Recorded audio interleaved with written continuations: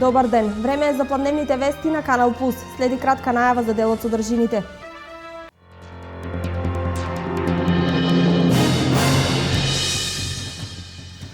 Реализираните проекти и мерките кои ќе значат поквалитетен живот на граѓаните.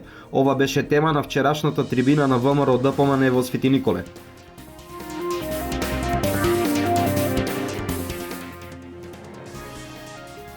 Пред сеидбата на оризот на оризовите површини на истокот се работи турбо, да се создадат услови за навремена сеидба.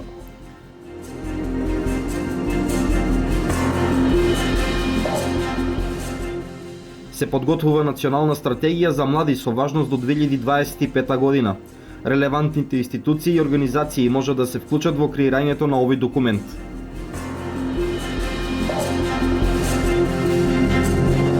Средба со граѓаните имаше вчера ВМРО ДПМН во Свети Николе. Вице-премиерот Владимир Пешевски, заменик министерот за образование Спиро Ристовски, директорот на Фондот за здравствено осигурување Сашо Стефановски и министерката за внатрешни работи Гордана Јанкуловска се осврнаа на реализираните проекти, но и на проектите чија реализација е во тек. Нова трибина одржа владеачката партија ВМРО ДПМН вчера во Свети Николе во Домот на културата со почеток од 18 часот. ВМРО ДПМН продолжува со организирање трибини еднаш неделно во помалите градови и народни собири за време на викендите.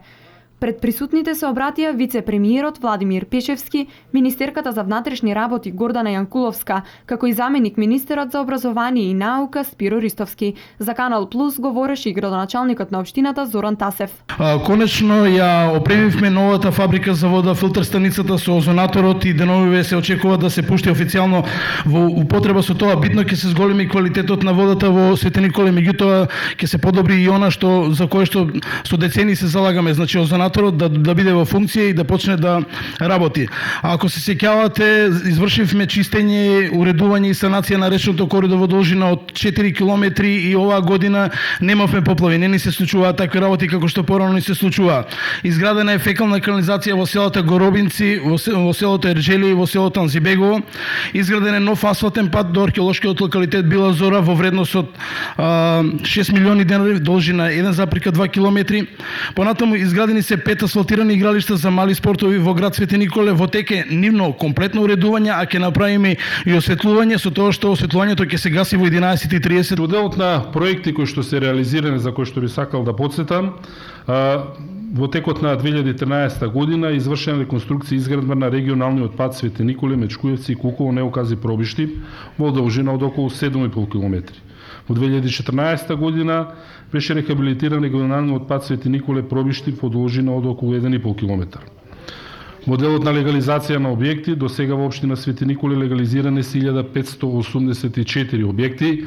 Еден од проектите за кои што говорев претходно, во делот дека треба да се прават мерки кои што задираат во животот на обичните граѓани. Жителите на овој град дадоа масовна поддршка за политиките на партијата предводена од премиерот Никола Груевски. Салата во Свети Николе беше претесна да ги собере сите граѓани кои отворено поддржаа конкретни проекти и дела.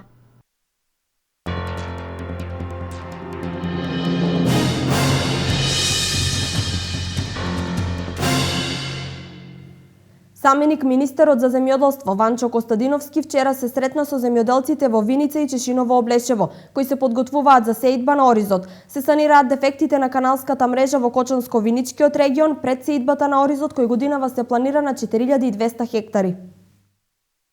Пред почетокот на пролетната сеидба на оризот во нашиот најголем оризопроизводствен регион во државата, Кочанскиот, го посети заменик министерот за земјоделство Ванчо Костадиновски и разговараше со земјоделците од Чешиново Облешевско за подготвеноста на полињата, исчистената секундарна мрежа, како и десниот магистрален канал кој настрадаа од поплавите и излевањето на река Брегалница во текот на февруари. Овој крај, овој регион беше погоден од поплавите и штетите што беа направени на земјоделските површини, а нормално и на системите за наводнување и одводнување. Имавме одлука на влада да се пристапи кон чистење на каналите, односно кон приспособување на каналите за наводнување, главниот канал и секундарната каналска мрежа, и доаѓам да видам како течат работите во таа насока и нормално да видиме доколку е потребно уште нешто да се обезбеди за да може подготвени да ја пречекаме оваа пролетна сеидба на оризот во овој регион кој што впрочем и познат во одгледувањето на ориз. И општината е вклучена во активностите за навремен старт на пролетната сеидба на оризот. На голема благодарност прво до Министерството за земјоделие и до Владата Република Македонија што излегува во најбрз можен рок за пречистување на сите канали и на секундарната мрежа на територијата на општина Чешиново Облешово, за да можат самите граѓани или земјоделците за да почнат со сеидбата со одредените рокови.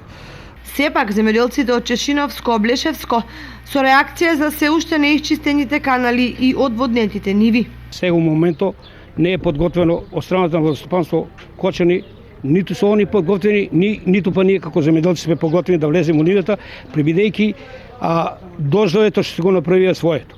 Ние сега чекаме барем още 5 дена, ако се засуши со оваа клима и северо додува, ќе почнеме да улеваме полека со механизацијата.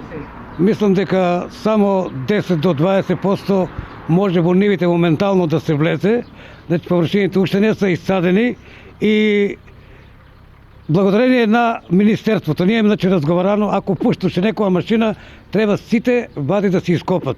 Ископали се вадите, значи може за 7-8 дена може во нивите. Меѓутоа, треба да се испочитуваат што е договорено.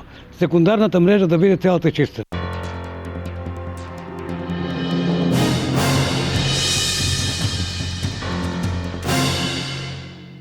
Се подготвува нова национална стратегија за млади која ќе важи до 2025 година. Сите релевантни институции и организации може да се вклучат во креирањето на овој документ, кој е од голема важност за младите во Република Македонија.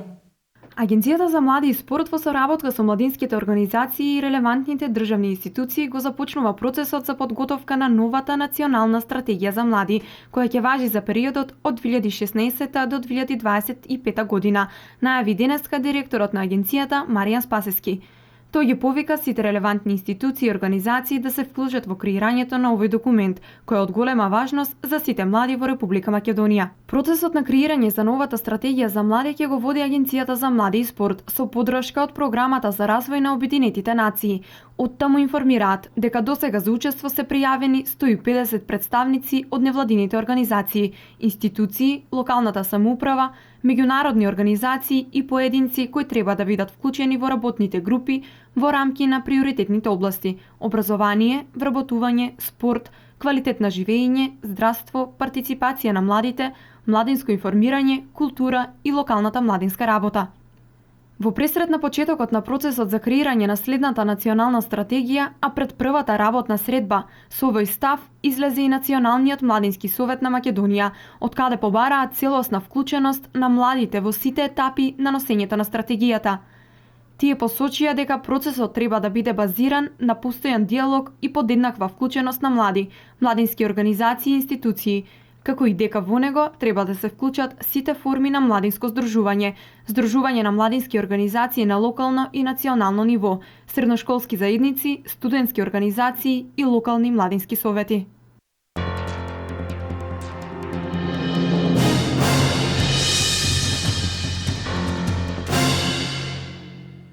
Денес завршува пријавувањето за учество во електронското јавно надавање за продажба на градежно земјиште во Штип. Јавното надавање ќе се изврши утре, а предмет на продажба се 13 градежни парцели, од кои 3 се за објекти за индивидуално домување, а 10 за индустријски градби. Денес заседава и Советот на општина Штип. На дневен ред се 42 точки, меѓу кои одлуки за користење на недвижен имот од страна на Сдруженијето на граѓани Здрав живот и за користење на стадионот за мали спортови Джексон. Советот денес даде поддршка на иницијативата за предвидување стамбени објекти за сместување лица во социјален ризик. Во продолжение проследете ги вестите од светот. Официјални лица од Ирак соопштија дека припадници на Исламска држава извршиле упад во најголемата ирачка рафинерија Баиджи и зазеле дел од нејзините постројки. Според медиумите, ИСИС во изминатите 10 месеци во повеќе наврати се обидела да ја заземе рафинеријата која се наоѓа на 200 километри северно од Багдад. Мал хеликоптер слета на западниот тревник на Капитол, седиштето на Американскиот конгрес, и предизвика паника во Вашингтон. Полицијата го апси пилотот и го истражува леталото. Пилотот е идентификуван како 61 годишен поштар кој на хеликоптерот прицврстил писмо за секој член од Конгресот. Рускиот председател Владимир Путин денес го одржа традиционалното годишно дружење со руските граѓани во рамките на директна линија. Традиционалните телевизиски директни линии се појавија уште во времето на првиот председателски мандат на Путин. Првиот разговор со граѓаните се одржа на 24 декември 2001 година.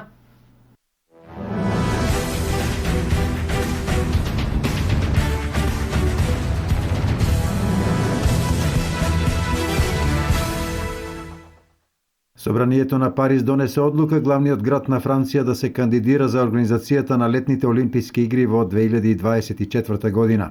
Официјалната кандидатура за организацијата французите ќе ја проследат до Интернационалниот олимписки комитет најдосна во јуни, а според првичните најави тие се подготвени да издвојат над 6 милиарди евра за инфраструктура за игрите.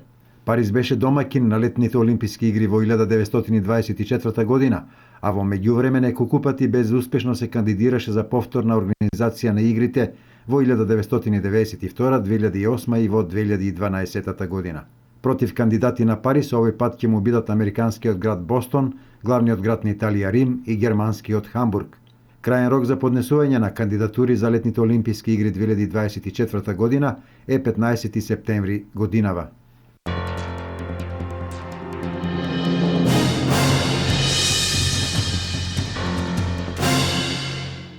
Ги гледавте вестите на Канал Плюс. Со повеќе информации се гледаме во 16:30. До тогаш пријатен ден.